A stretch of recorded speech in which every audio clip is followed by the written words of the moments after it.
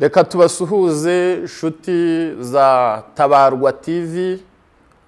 Imana ibahereza umugisha, turabakunda n'ukuri. Kandi twongere tubasabe ngo utarakora subscribe, uyu ni umwanya wo kuyikora, ndetse na like na share. Ni ituro rikomeye gukora subscribe, ugakora share, ugakora like. Imana iguhereze umugisha. Ndanezerewe kongera kuza kubana nawe. Imana iguhereze umugisha. Nkomeza gushimira umuyobozi w'Ihumure TV Emi Ikuzo, ukomeje kudufasha kugira ngo ubutumwa bwiza bukomeze bugere kuri benshi. Imana imuhereze umugisha, kandi ndabizi uyu murimo akora ntabwo ari ubusa. Imana izamukubira inshuro 77. Yesu abahereza umugisha. Rero ndagira ngo tuze kuganira ku ijambo rivuga ku nyungu zo kubaha Imana. Ku nyungu zo kubaha Imana. Mukozi w'Imana umwe yaravuze ngo kubaha Imana nibwo bwenge, kuva mu byaha niko kujijuka. Kubaha Imana ni fondasiyo y'ibitangaza. Kubaha Imana ni fondasiyo yo gukorera Imana. Ntabwo ushobora gukorera Imana utayubaha, nta nubwo Imana ishobora kugukoresha ibitangaza utayubaha. Kugira ngo ukoreshwe ibitangaza n'Imana, nuko ukwiriye kubanza kubaha Imana. Kubaha Imana nibwo bwenge, kuva mu byaha niko kujijuka. Shuti yanjye, ntekereza ko murabizi abantu mu miryango yanyu, nta muntu ushobora gutinyuka kurira ku isahani itogeje. Nta n'umuntu ushobora gutinyuka kwambara umwenda udafuze. Aba yumva ubuzima, aba yumva ari kwikururira imyanda mu mubiri. Iyo uriye ku isahani itogeje uba uri gukurura amibe mu mubiri, indwara zitandukanye ziva ku myanda. Niyo wambaye imyenda idafuze ugenda wumva ubangamiwe, ndetse wanegera n'abantu ukumva urimo urababangamira bitewe n'impumuro mbi y'isuku nkeya. No kubaha, no gukundwa n'Imana cyangwa se kunezeza Imana nayo ikakunezererwa, ni ukubanza ukagira ibintu wimukamo bidatunganye. Kubaha Imana ukagendera mu nzira zayo zitunganye bizana umugisha wo kumenwa nayo. Yesu ashimwe cyane. Bizana umugisha, bituma niyo uhamagaye Imana irakumva kuko ubarurirwa mu gitabo cy'abana b'Imana. Kandi iyo wubaha Imana n'isengesho ryawe ntabwo ari ngombwa ngo ribe rinini. Naho utasenga amasaha 10, naho utasenga ari amasengesho bavuga ngo 21, ngo 41, wubaha Imana, isengesho naho ryaba ari ry'iminota 2, Imana ibasha kumva. Yesu ashimwe cyane. Ndagira ngo nshuti udukurikiye, nibyo ufite ibigeragezo, ufite ibyifuzo byinshi, wifuza ko Imana yagukorera, ariko banza nawe urebe, ese koko ndi umuntu ushobora kugira icyo navugira imbere y'Imana, Imana ikabasha kunyumva? Ese mu gitabo cy'Imana nibyo koko ndabarurirwamo ndahari? Shuti yanjye, ndagira ngo nkwereke ibanga ryo kumvirwa n'Imana no gusenga amasengesho akumvikana imbere y'Imana. Ni ukubanza gutandukana n'ikibi, ni ukubanza gutandukana n'ibintu bimunga ubugingo bwawe, bimunga ubuzima bwawe. Umwanditsi umwe yaravuze ngo abantu biringiye Imana ngo bameze nk'umusozi wa Siyoni utabashika kunyeganyezwa, ngo ahubwo wari uhamye iteka. Ndagira ngo nkubwire ngo uburyo nyabwo bwo kugira ngo Imana ikumve, Imana ikumvire, ni uburyo bwo kuyubaha, ukagendera mu nzira nyayo ikuyoboye. Yaravuze ngo mushake ubwami bw'Imana ngo no gukiranuka, ibindi byose bizaza ari inyongera. Abantu mw'iyi minsi bakeneye gushaka kumva ibintu, bashaka kumva ubutumwa, bashaka kumva ubuhanuzi, bashaka kubona ibitangaza, ariko mu bugingo ntibahitayeho. Reka nkubwire, ndi umuhanuzi, ndahanura nderekwa, muramenyereye, muranzi, ariko ntababwiye aya magambo abereka neza uburyo muzabana n'Imana igihe cyose, naba mbapfunyikiye amaso. Ntuzifuze ko uzajya uhora urya ifi bakurobeye, ahubwo uzanezezwa n'uzakurangira uburyo nawe wayirobera iyo fi, nawe ukamenya uko bayiroba. Kubaha Imana ikagukoresha ni ukubana nayo, ukagendana nayo, ukava mu bidatunganye ukajya mu byishaka. Imana ishimwe cyane. Haleluya. Ndagira ngo nkubwire ngo nta kintu ushobora kugeraho no mu buzima busanzwe udatanze ikiguzi. Ntabwo bishoboka. Kugira ngo umuntu abone akazi ni uko aba yarakigiye akazi, aba yaratanze ikiguzi cyo kwicara mu ishuri agakurikira profesa, akarara akora uwo mwaka, akarara akinjira mu bizame, hari ibintu akora kugira ngo agire icyo ageraho.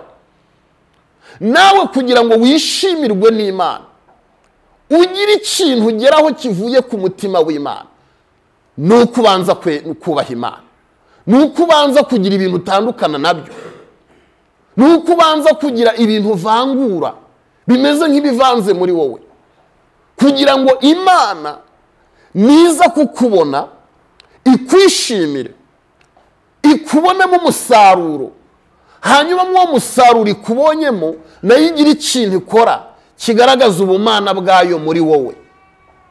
Yesu ashimwe cyane. Nta kintu na kimwe ushobora gukora hatabayeho ikiguzi. Yesu kugira ngo aducungure byasabye ikiguzi. Ikiguzi ni icy'amaraso yamennye. Ikindi kiguzi yatambye ni ukujya ku musaraba akambara umubiri w'isoni, kugira ngo njye nawe turokoke, tubabarirwe, twakire imbabazi z'Imana, uyu munsi tube turi abakristo. Nicyo kiguzi Yesu yatanze ku musaraba. Nawe ikiguzi kugeza uyu munsi uri gusabwa kugira ngo wemerwe n'Imana, igukoreshe, igendane nawe mu buzima bwawe bwa buri munsi, nuko ugendera, nuko ugira ibintu utandukana nabyo, nuko hari ibintu ugomba gutandukanya nabyo, ugatandukana ku ngeso y'ubusambanyi, ugatandukana ku ngeso y'ubusinzi, ugatandukana ku ngeso za kamere, ugatandukana nazo. Ibyo bizagufasha guhura n'Imana, kandi n'icyo uzayisaba cyose izakiguha. N'izo ndwara Imana izazigukiza, n'abo badayimoni Imana izabagukiza. Nta kintu na kimwe Imana itazabasha gukorera ubuzima bwawe niwemera ukubaha Imana, ukagendera mu nzira y'Uwiteka. Naho ibintu byo kuza ukaza nkakurambikaho ibiganza, nkagusengera ufite abadayimoni b'ibyaha runaka byakubase, ndakurahiza ukuri, ntabwo abadayimoni bashobora kukurekura. Ntabwo ushobora kwakira igitangaza ufite ibintu wacumbikiye bimeze nk'inzitizi z'umwuka wera. Ntabwo bishoboka ko ari icyo ushobora kwakira ukiri mu ngeso mbi, ukibarurirwa mu gitabo cy'abanyabyaha, ukibarurirwa mu gitabo cy'abadashaka kubaha Imana. Nta mugisha w'Imana ushobora kubona. Imana ishimwe cyane. Ndimo gusenga Imana nitegura kuza kubwiriza iri jambo ry'Imana. Imana yambwiye ngo nimbwize abantu kuri, kandi mbarangire neza inzira nyayo izabafasha kugera ku byo bahanuriwe, izabafasha kugera kubyo bifuza ko Imana yabakorera, irambwira ngo mbabwire ngo bubahe Imana kandi bagendere mu nzira nyayo, nico cyonyine kizatuma ubuzima bwabo buhinduka. Ntabwo ubuzima bwawe bushobora guhinduka utaramenya Imana. Imana irashaka kugira ngo ubanze witandukanye n'ibitagira umumaro, kugira ngo Imana ishobore kugira ikintu ihindura ku buzima bwawe. Hari icyo Imana yagambiriye kugukorera, hari icyo Imana yagambiriye kukugezaho, ariko uburyo ubayeho, uburyo uri kugendanamo n'Imana, uburyo uri muri twara imbere yayo, birimo biratuma Imana ikwima amaso, birimo biratuma Imana idashaka kukwiteza ngo ikurebe. Ariko reka nkubwire, numara kumvira ijambo ry'Imana, ukumva icyo Imana ivuganye nawe, uraza kugirirwa umugisha wo guhura n'amateka masha ashingiye ku cyo Imana igambiriye kukugezaho. Yesu ashimwe cyane. Haleluya, haleluya. Hari icyo Imana ishaka gukora nshuti, hari icyo Imana ishaka kugukorera. Imana irashaka guhindura ubuzima bwawe, Imana irashaka gukora ibitangaza muri wowe, Imana irashaka kugukiza iyo ndwara umaranye igihe, Imana irashaka kugukuraho ubwo busiribateri, Imana irashaka kuguhindurira amateka, ariko irimo iravugana nawe ngo banza ukure ibishimwa mu bigawa, urahinduka akanwa ke, kandi n'ubuzima bwawe burarushaho kukuryohera. Yesu ashimwe cyane. Umwanditsi umwe yaravuze ngo, ni Dawidi yaravuze ngo, nategereje Uwiteka nihanganye, ngo antegere ugutwi, ngo yumva gutaka kwanjye. Uri gutegereza Imana ute? Uri gushaka Imana ute? Jambo ryarambwiye ngo mushake Uwiteka bigishoboka akabonwa, ngo mumwambaze akiri bugufi, umunyabyaha ave mu ingeso mbi, kuko Uwiteka aje gukora ikintu gisha, aje guhindura amateka yawe. Haleluya. Ndumva mfite amavuta yo kukubwira ko Imana ifite imbabazi ku buzima bwawe, ariko ntago ushaka kuzakira, ntago ushaka kuzemera, ntago ushaka kugendana nawe. Imana irashaka guhindura ubuzima bwawe, ariko irashaka kugira ngo ubanze ugire ibintu uvangura. Imana idufashe cyane. Ndagira ngo dusome ijambo ry'Imana dusanga muri Zaburi ibice 145, umurongo no wa 19. Haravuze ngo azasohoza ibyo abamwubaha bashaka, kandi azumva gutaka kwabo abakize. Imana ishimwe cyane. Reka nongere nsubiremo. Azasohoza ibyo abamwubaha bashaka, kandi azumva gutaka kwabo abakize. Imana ishimwe cyane. Reka mbabwire ngo hejuru yo kubaha Imana hari ugukira indwara, hejuru yo kubaha Imana hari ukunezezwa nayo, hejuru yo kubaha Imana hari uguhabwa amasezerano yo kubaho, amasezerano yo kurama. Hejuru yo kubaha Imana hari n'ubugingo buhoraho. Ese shuti, ubutunzi butubaha Imana bumaze iki? Ni bangahe babufite ariko kugeza uyu munsi batabunezerewemo? Ubutunzi butubaha Imana nta hantu bushobora kukugeza, nta n'icyo bushobora kuguhindura muri wowe. Ariko iyo ufite ubutunzi bugeretse no kubaha Imana, uraryoherwa, uranezerwa, uba amahoro. Imana ishimwe cyane. Imana irashaka kukugenderera, Imana irashaka kugira ngo izahuri ikwambike imbaraga z'ubutware bunesha izi ndwara ubona z'ibigeragezo, ikwambike ubutware bunesha ubwami bw'umwijima, ariko ubanje kugira ikintu ukora: kubaha Imana. hejuru yo kubaha Imana, Imana izanye umunezero ku buzima bwawe. Hejuru yo kubaha Imana, Imana ije guhindura amateka yawe. Hejuru yo kubaha Imana, Imana ije gukubita no kurandura imyuka mibere yarakwizingiyeho yatuma gutagera ku gitangaza cyawe. Benine fosika lawini fosasiniga. Imana ije guhindura amateka yawe mama. Ndabona data wa twese aje kurwana n'imbaraga atuma gudakizwa. Aje gukubita abazimu batuma utagera mu mwanya w'Imana nyawo. Imana ishimwe cyane. Hari icyo Imana ije gukora ku buzima bwawe. Nuyemerera ikinjira muri wowe, hari icyo ije gukora. Ndabona marayika azahuri. Ndabona hari ubuzima busha Imana ije kuguhagurutsamo. Umaze iminsi urimo kugambanirwa n'abo mukorana, ariko Imana irimo irambwira ngo ije guhindura amateka yawe. Ije kukuzamura imbere yabo, nta nubwo baza kumenya n'uburyo byagenze, kuko Uwiteka aritamuruye. Ijwi ririmo rirambwira ngo gerageza wubahe Imana, gerageza ugendere mu nzira y'Uwiteka. Byabyo Imana ije kwigaragaza mu kibazo cyawe. Ni iki gitumye ubuzima bwawe ubujugunyira Satani? Ni iki gitumye ubuzima bwawe wemera ko bumanuka gihono?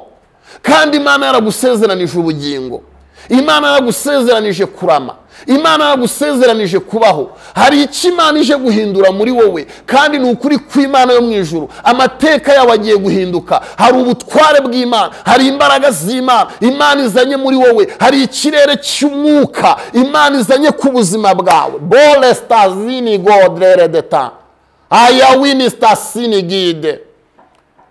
Imana irimo irambwira ngo igiye kugira neza abakozi bayo bamaze iminsi bayitakira.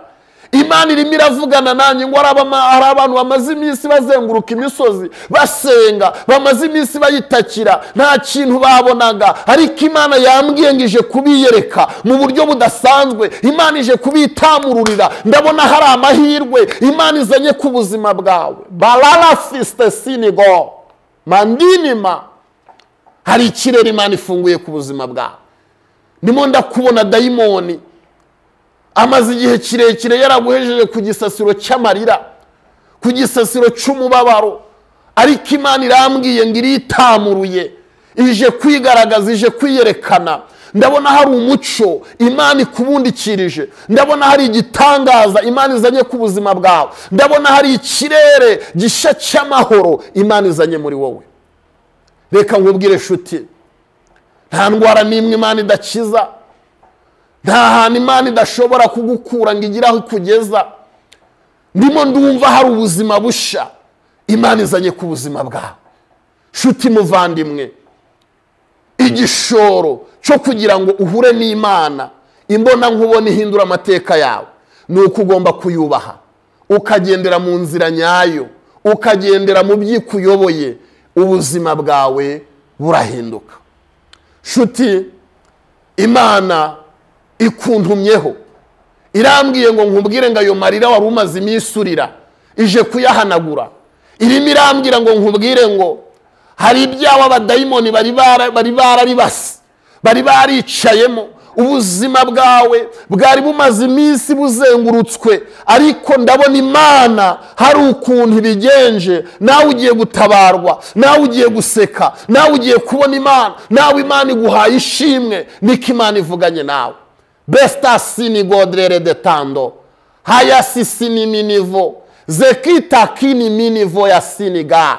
Reka nkubwire, umaze iminsi ufite ubwoba bw'urupfu mu muryango wawe, Imana iwukuyeho. Kuko nibyo koko rwari ruhari, ariko Imana ikuyeho uwo mwuka. Imana ikuyeho izo mbaraga zari zigambiriye kukugeza mu kaga k'umubabaro n'intimba idashira. Niko Imana ivuganye nawe. Imana nyir'ijuru n'isi befosika iravuze ngo zakidrere beshando, imanuye ububyutse mw'iki gihugu cy'u Rwanda.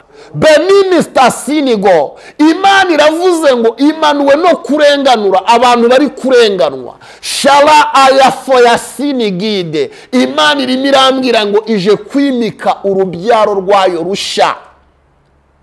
Kandi iyi generasiyo Imana igiye guhagurutsa abana batoya mu kuyikorera. Kandi Imana yambwiye ngo izabakoresha ibitangaza bidasanzwe. Shuti yanjye, we wari utangiye gukerensa ubuntu bw'Imana, we wari utangiye kuvanga amasezerano n'inzira mbi y'ibyaha, garukiraho. Imana irakwibutse, Imana igiye kugukoresha, Imana igiye gukora ibikomeye, Imana igiye kwigaragaza, kandi hari ubuzima Imana ihinduye ku buzima bwawe. Mana turagushimiye, niwe uvuganye nanjye kandi uje gusohoza ibyo uvuganye nanjye. Umugisha umuntu wese ugiye gukurikira ubu butumwa, kandi namara kubwumva bugira icyo buhindura ku buzima bwe. Uwite nsabiye umugisha umuntu ugiye gushyira mu bikorwa iby'iri jambo, umuhembure, umukize, umugeze kuri Kanani ye, kandi umugeze ku buzima burambye bunejeje. Urakoze ko wumvishe, icyubahiro kibi cyawe mu izina rya Yesu, amen. Shalom, Imana iguhe umugisha.